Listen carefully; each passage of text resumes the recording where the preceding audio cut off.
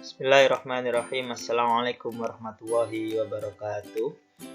Hamdan wa syukranillah amma ba'd, la haula wa la quwata illa billah.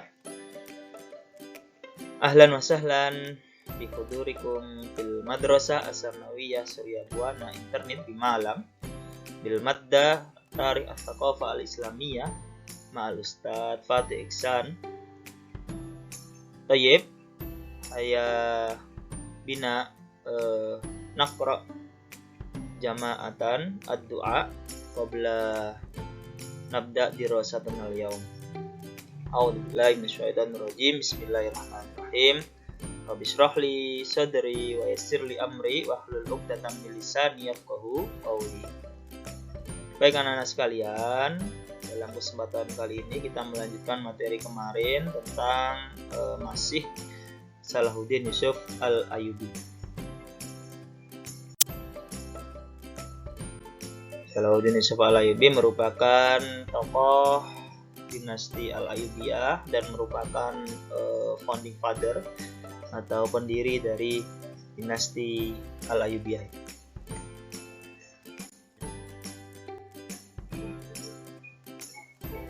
Baik, kita mengutip Al-Quran surat Al-Baqarah. A'udzubillahi minasyaitonirrajim. Bismillahirrahmanirrahim. Wa idza qala rabbuka lil malaikati inni ja'ilun fil ardi khalifah.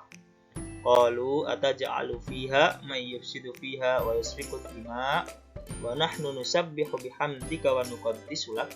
Qala inni a'lamu ma la ta'lamun. Dan ingatlah ketika Tuhanmu berfirman kepada para malaikat, aku hendak menjadikan orang, ya, aku akan menjadikan khalifah di muka bumi ini, ya. Kemudian mereka berkata, apakah engkau hendak menjadikan orang yang merusak dan menumpahkan darah di sana, sedangkan kami senantiasa bertasbih memujimu dan memuji serta mensucikan namamu. Kemudian aku berfirman, sungguh aku mengetahui apa yang tidak kamu ketahui.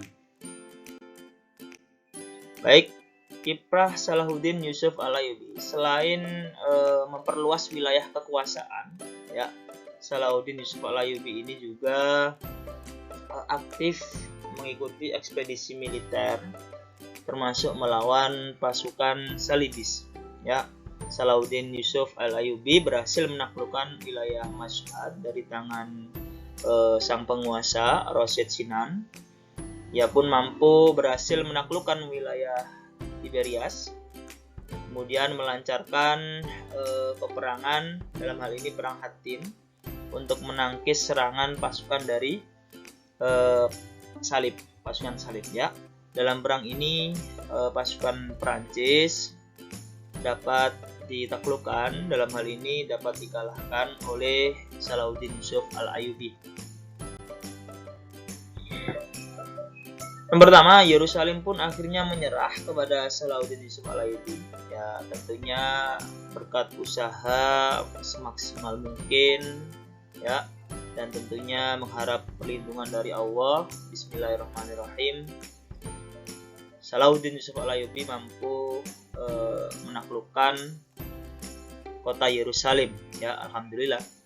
Setelah dikepung oleh tentara Salahuddin Yusuf Al-Ayyubi selama kurang lebih 3 bulan, karena memang kota Yerusalem ini termasuk kota yang sangat strategis dan sangat kuat kala itu. Sejak saat itulah suara azan terdengar kembali di Masjidil Aqsa, ya. Setelah beberapa bulan, beberapa waktu tidak terdengar, akhirnya alhamdulillah Salahuddin Yusuf Al-Ayyubi mampu mengembalikan suara azan di Masjidil Aqsa. Bahkan menggantikan suara lonceng, ya, yang terdapat di gereja setelah sekian lama tidak terdengar suara azan. Jatuhnya ibu kota kerajaan Hattin ini, ya, memberikan peluang untuk menaklukkan kota-kota lain di Suriah dan Palestina. Jadi memang Salahuddin Yusuf Al-Ayyubi ini ingin memperluas penyebaran ajaran Islam, penyebaran agama Islam. Dalam perang besar pun, ya, merebutkan kota maka pasukan salib memenangkan sehingga terjadilah perjanjian damai. Jadi dalam peristiwa ini pasukan salib memenangkan sehingga timbullah atau terjadilah yang namanya perjanjian yang isinya meliputi tidak ada gangguan lagi pasukan salib ketika hendak berkunjung ke Yerusalem, Palestina. Yang tadinya mungkin ada sedikit persyaratan yang sangat ketat. Kemudian pasukan salib menguasai daerah pesisir, sedangkan pasukan Islam menguasai pedalaman. Ya. Kemudian hal ini dirasakan oleh kaum muslimin dan Salahuddin Yusuf Al-Ayyubi menjelang akhir hayatnya.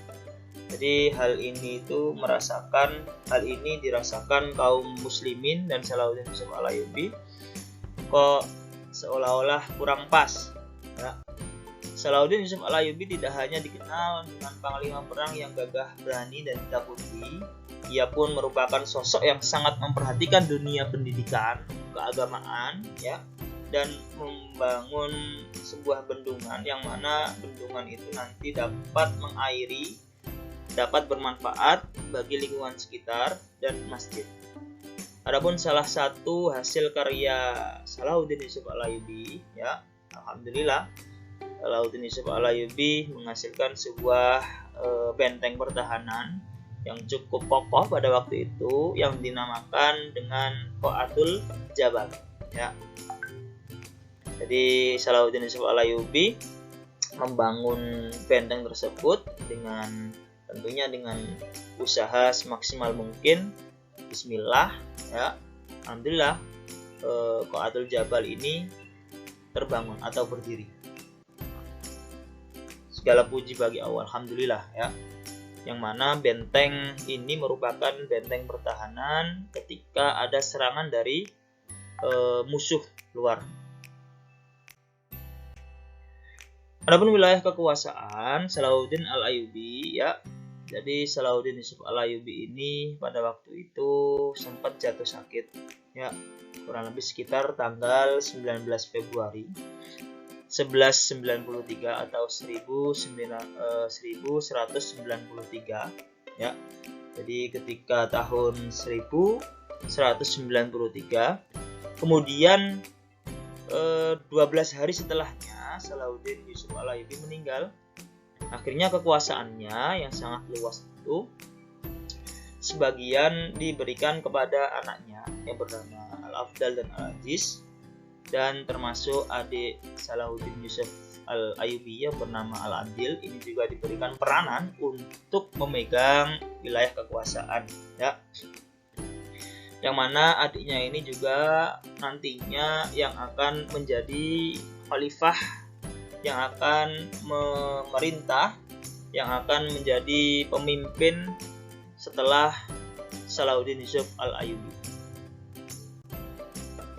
Adapun usaha-usaha yang dilakukan oleh Salahuddin Yusuf Al-Ayyubi, ya, diantaranya adalah memadamkan pemberontakan yang dilakukan oleh Hajib. Jadi Hajib ini merupakan musuh pada waktu itu, ya, orang yang ingin mengambil wilayah kekuasaan Islam, yang mana Hajib ini juga merupakan orang yang dituakan di kalangan dinasti Fatimiyah kala itu.